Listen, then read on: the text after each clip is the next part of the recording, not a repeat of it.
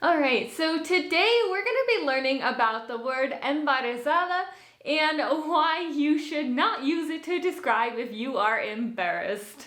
Because embarazada, although it sounds like to be embarrassed, it actually means that you are pregnant. So embarazada, you use to say that you are pregnant. And if you want to say that you are embarrassed, we have a different word for that, which is avergonzado or avergonzada, which we're going to get into in this video along with some examples of how to use each one of these words in a sentence. So how do you say that you are pregnant? This is our word embarazada, which we can use to say like estaba embarazada de 6 meses.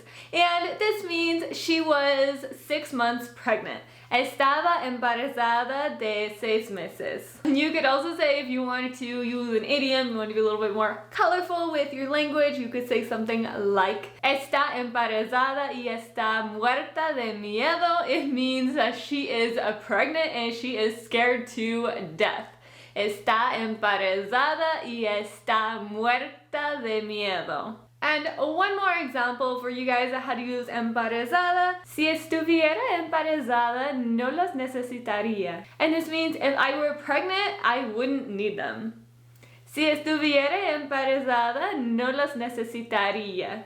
Now, if what you really mean to say is that you are embarrassed, as I mentioned earlier in this video, the word that you're going to want to use is avergonzado, or if you are a woman, then avergonzada. And the way that you would use this, 3 examples of how we can use this, you could say something like se sentía confuso y avergonzado. And this means that he felt, or she felt, depending on who you're referring to, he felt confused and embarrassed. Se sentía confuso y avergonzado. You could also say something like se las acompañó para parecer un poco avergonzado. And this just means he managed to look a little embarrassed. Se las acompañó para parecer un poco avergonzado. And our third example, which is a little bit longer, we're going to look at an example of how to use avergonzada. So the feminine form of avergonzado. Se sintió casi avergonzada de poseer semejante acumulación de riquezas.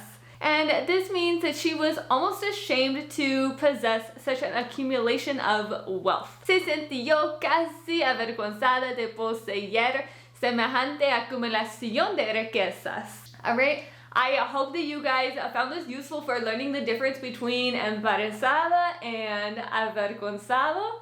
And I remember that for embarazada, we only have a feminine form of this word because it is for women.